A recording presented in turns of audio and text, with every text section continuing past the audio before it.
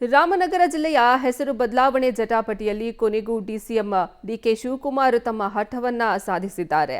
ಇನ್ನು ರಾಮನಗರಕ್ಕೆ ಬೆಂಗಳೂರು ದಕ್ಷಿಣ ಜಿಲ್ಲೆ ಅಂತ ಮರು ನಾಮಕರಣ ಮಾಡಲಾಗಿದೆ. ಇದನ್ನ ಕಾಂಗ್ರೆಸ್ನವರು ಸಂಭ್ರಮ ಮಾಡ್ತಾ ಇದ್ರೆ ಬಿಜೆಪಿಗರು ಇದರ ವಿರೋಧವನ್ನ ಹೇಳ್ತಾ ಇದ್ದಾರೆ, ವಿರೋಧವನ್ನ ವ್ಯಕ್ತಪಡಿಸುತ್ತಿದ್ದಾರೆ. ಇನ್ನ ಈ ಮೂಲಕ ತಮ್ಮ ಜಿಲ್ಲೆಯ ಕ್ರೆಡಿಟ್ ಅನ್ನ ಪಡ್ಕೊಳ್ತಿದ್ದಂತಹ ದಳಪತಿಗಳಿಗೆ ಟಕ್ಕರ್ ಅನ್ನ ಕೊಟ್ಟಿದ್ದಾರೆ ಡಿಕೆ ಶಿವಕುಮಾರ್. ಈ ಕುರಿತ ಒಂದು ರಿಪೋರ್ಟ್ ಇಲ್ಲಿದೆ.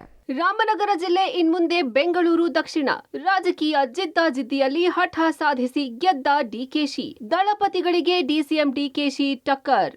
ಎಸ್, ರಾಮನಗರ ಜಿಲ್ಲೆಯ ಹೆಸರು ಅಧಿಕೃತವಾಗಿ ಬದಲಾವಣೆಯಾಗಿದೆ. ಕಳೆದ ವಿಧಾನಸಭಾ ಚುನಾವಣೆ ಬಳಿಕ ರಾಮನಗರ ಜಿಲ್ಲೆಯ ಹೆಸರು ಬದಲಾವಣೆ ವಿಚಾರ ಸಾಕಷ್ಟು ಚರ್ಚೆ ಮಾಡಿತ್ತು. ರಾಮನಗರದ ಪ್ರತಿ ಕಾರ್ಯಕ್ರಮಗಳಲ್ಲೂ ನಾವು ಮೂಲತಃ ಬೆಂಗಳೂರು ಜಿಲ್ಲೆಯವರು ಎನ್ನುತ್ತಿದ್ದ ಡಿಸಿಎಂ ಡಿಕೆಶಿ ಕೊನೆಗೂ ಜಿಲ್ಲೆಯ ಹೆಸರು ಬದಲಾವಣೆ ಮಾಡಿ ತಮ್ಮ ಹಠ ಸಾಧಿಸುವಲ್ಲಿ ಯಶಸ್ಸು ಕಂಡಿದ್ದಾರೆ. ರಾಮನಗರ ಜಿಲ್ಲೆಗೆ ಬೆಂಗಳೂರು ದಕ್ಷಿಣ ಎಂಬ ಮರು ನಾಮಕರಣಕ್ಕೆ ವಿಪಕ್ಷಗಳು ಸಾಕಷ್ಟು ವಿರೋಧ ವ್ಯಕ್ತಪಡಿಸಿದ್ವು.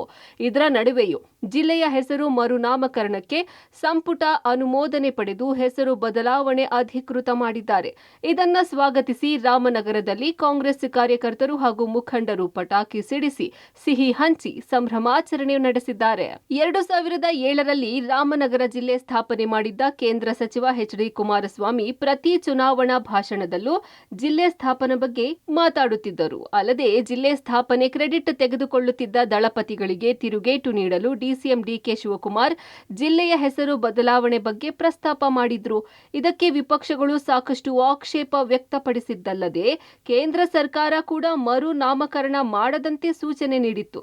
ಇದೆಲ್ಲದರ ನಡುವೆ ಇದೀಗ ಸಂಪುಟ ಸಭೆಯಲ್ಲಿ ಅನುಮೋದನೆ ಪಡೆದು ಜಿಲ್ಲೆಯ ಹೆಸರು ಬದಲಾವಣೆ ಮಾಡುವಲ್ಲಿ ಡಿಸಿಎಂ ಡಿಕೆಶಿ ಯಶಸ್ವಿಯಾಗಿದ್ದಾರೆ. ಇನ್ನು ರಾಮನಗರ ಹೆಸರು ಬದಲಾವಣೆಯನ್ನ ಕಾಂಗ್ರೆಸ್ ಶಾಸಕರು ಮುಕ್ತ ಕಂಠದಿಂದ ಸ್ವಾಗತಿಸಿದ್ದಾರೆ. ಬೆಂಗಳೂರು ದಕ್ಷಿಣ ಹೆಸರು ಮರು ನಾಮಕರಣ ಮಾಡಿದ್ದಕ್ಕೆ ಸಿಎಂ ಹಾಗೂ ಡಿಸಿಎಂಗೆ ಶಾಸಕ ಎಚ್.ಸಿ. ಬಾಲಕೃಷ್ಣ ಹಾಗೂ ಶಾಸಕ ಇಕ್ಬಾಲ್ ಹುಸೇನ್ ಧನ್ಯವಾದ ತಿಳಿಸಿದ್ದಾರೆ. ಬೆಂಗಳೂರು ದಕ್ಷಿಣ ಎಂಬ ಹೆಸರಿನಿಂದ ರಾಮನಗರ ಮತ್ತಷ್ಟು ಅಭಿವೃದ್ಧಿ ಹೊಂದಲು ಸಾಧ್ಯ. ಜಿಲ್ಲೆಗೆ ಬೆಂಗಳೂರು ಖ್ಯಾತಿ ಸಿಕ್ಕಿದ್ರೆ ಸಾಕಷ್ಟು ಇನ್ವೆಸ್ಟರ್ಸ್ ಬರ್ತಾರೆ. ಕೈಗಾರಿಕೆ, ಮೆಟ್ರೋ, ರಸ್ತೆ ಅಭಿವೃದ್ಧಿಗೆ ಇದು ಪೂರಕ ಎಂದಿದ್ದಾರೆ.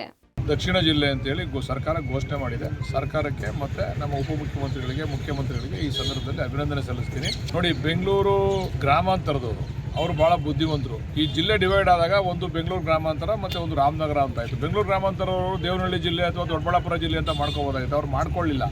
ಅದು ಬೆಂಗಳೂರು ಹೆಸರು ಇರಬೇಕು ಅಂತಕ್ಕಂಥದ್ದನ್ನು ಉಳಿಸ್ಕೊಂಡಿದ್ರು. ಹಂಗೆ ಇವಾಗ ನಮಗೂ ಕೂಡ ಬೆಂಗಳೂರು ಹೆಸರು ಉಳಿಸ್ಕೊಂಡಿದ್ದಾರೆ.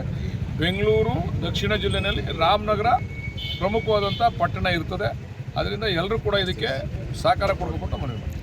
ಈ ಜಿಲ್ಲೆ ಇವತ್ತು ಬಹಳ ಸಂತೋಷದಿಂದ ಈ ಒಂದು ಸಿಹಿ ಸುದ್ದಿಯನ್ನ ಇವತ್ತು ನಾವೆಲ್ಲರೂ ಕೂಡ ಬಹಳ ಸಂಭ್ರಮದಿಂದ ಆಚರಣೆನ ಮಾಡ್ತಾ ಇದ್ದೀವಿ. ಬಹಳ ದಿನಗಳಿಂದ ನಾವೆಲ್ಲ ಈ ಒಂದು ಸಿಹಿ ಸುದ್ದಿಗೆ ನಾವೆಲ್ಲರೂ ಕೂಡ ಆತುರದಿಂದ ನಾವೆಲ್ಲರೂ ಕಾಯ್ತಾ ಇದ್ವಿ. ಯಾರು ನಾವೆಲ್ಲ ಮೂಲತಃ ಬೆಂಗಳೂರು ಗ್ರಾಮಾಂತರ ಜಿಲ್ಲೆಯವರು ಆಗಿದ್ದು ಮತ್ತೆ ನಮ್ಗೆಲ್ಲರೂ ಕೂಡ ಇವತ್ತು ನಮ್ಮ ನಾಯಕರಾದಂತ ಡಿ ಕೆ ಶಿವಕುಮಾರ್ ಅವರ ಹೋರಾಟ, ಶ್ರಮ, ಅವರ ಆಸಕ್ತಿ ಇವತ್ತು ಮತ್ತೆ ನಮ್ಗೆ ಮೂಲ ಸ್ಥಾನಕ್ಕೆ ನಮ್ಗೆ ಬೆಂಗಳೂರು ಗ್ರಾಮಾಂತರ ಜಿಲ್ಲೆಯನ್ನು ಮಾಡಿಕೊಟ್ಟಿದ್ದಾರೆ. ಬಹಳ ಹೆಮ್ಮೆಯಿಂದ ಇವತ್ತು ನಾವೆಲ್ಲರೂ ಕೂಡ ಬೆಂಗಳೂರು ಗ್ರಾಮಾಂತರ ಜಿಲ್ಲೆಯವರು, ದಕ್ಷಿಣ ಜಿಲ್ಲೆಯವರು ಅಂತ ಹೇಳಿ ನಾವೆಲ್ಲರೂ ಕೂಡ ಹೆಮ್ಮೆಯನ್ನ ಪಡುವಂತದ್ದು.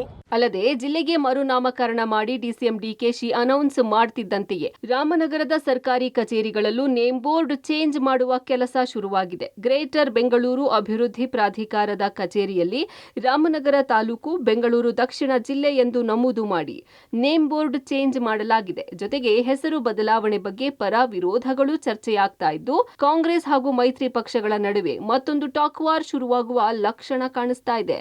Vinay Basappa, public TV, Ramanagara.